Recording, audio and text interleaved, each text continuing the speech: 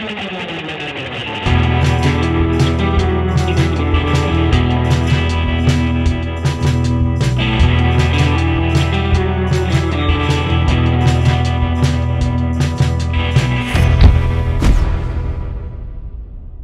Bermcannon here, and I know you guys have been waiting for a while to hear me talk about the Honda CRF250L Rally. I actually had a really good time with this bike. If you guys remember the first Baja Diaries, I rode an XR400, which I purchased off Craigslist for like $1,000, and that instantly could be for anybody a cheap route into adventure. But this bike has a lot of XR400 spirit in it, and it's for the money that Honda offers and the package they give you with all the bells and whistles. You really can't beat it. The Honda CRF250L Rally is Honda's entry-level offering into the today's popular adventure bike / dual sport market. With the CRF250L as its standard model, the Rally is the L's good-looking big brother, with most notably the tall windscreen, extra coverage fairings, and side panels. Oh, and a slightly larger fuel tank. Don't let the number 250 ruin it for you. This bike is very capable of not only performing, but also taking you places you've never been before, and that's what I like.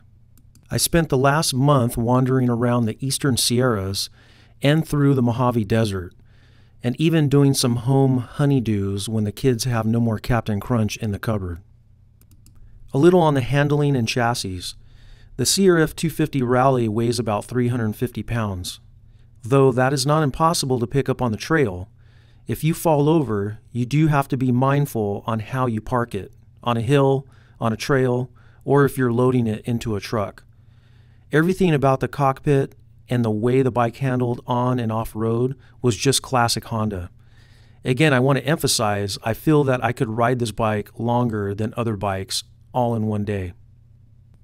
Let's first talk about the power. The Honda CRF250 Rally is a 4-valve, 249.6 liquid-cooled single-cylinder 4-stroke fuel-injected motor that will keep you humming along on the highways, doing 65, and enough boost to get you up those steep single tracks. Though I will be honest, the power in the CRF250L Rally is not a rock thrower, but in technical situations, it will get you where you need to go with some finesse and patience. After about a day of riding it, I started to change my mental approach on what's available in the bike, power-wise. After that, the bike became even more fun and enjoyable. The bottom end of the power is very friendly and would not be scary for the first-time rider or those who are less experienced with twisting more horses. However, when I got into sticky situations where I needed the motor to come alive, stabbing the clutch and revving it up a bit, that bottom power showed up to do its job. Bottom to mid power is where most of the power characteristics is at on the CRF250 Rally. On the highway, it's more about tucking and ducking to get the bike over 70 miles per hour with no headwind. The CRF250 Rally is also equipped with an engine counterbalancer, which is very noticeable right out of the gate, and especially on highways where there's little vibration.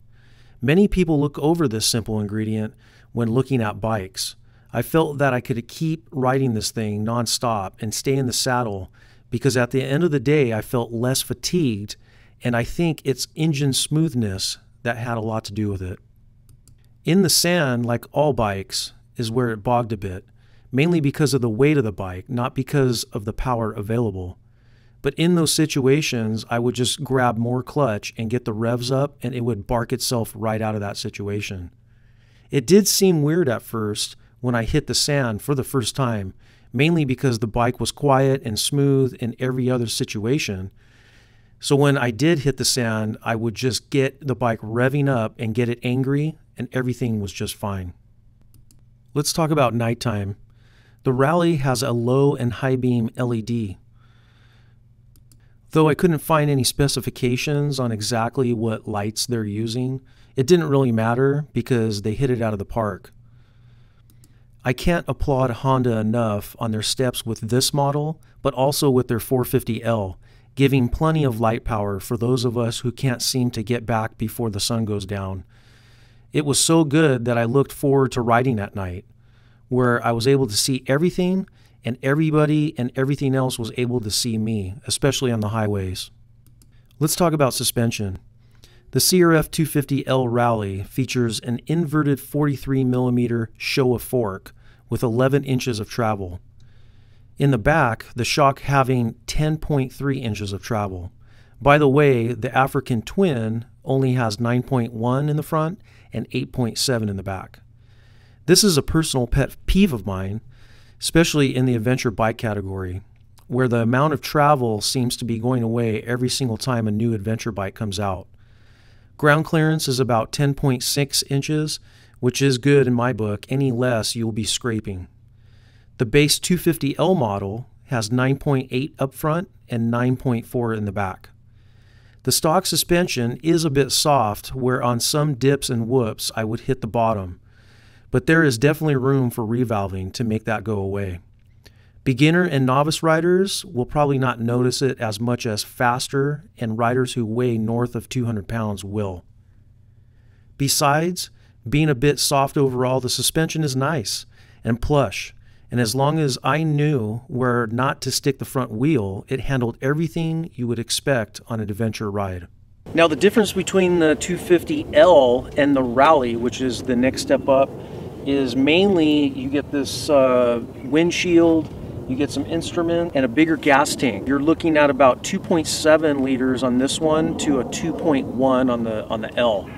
I was able to go around 200 miles when I was just being friendly with the throttle, and when I was really being rough on it, you could probably do 120 miles to 150, depending on, you know, how you're racing around with your friends. Let's talk a little bit about bells and whistles. Again, for the price, which is around $5,100, this bike, you get electric start, you get a display with multi-trip meters, gas gauge, you get LED lighting. I mean, I talked about a couple bikes that came out this past year that don't even offer that. The lighting was tremendously good as the CRF250L that I loved. You get a passenger seat with, you know, passenger pegs, and you're able to tie down maybe a backpack in the back. This is all standard on the Rally, and you can't beat that for an entry-level adventure bike or a dual sport bike.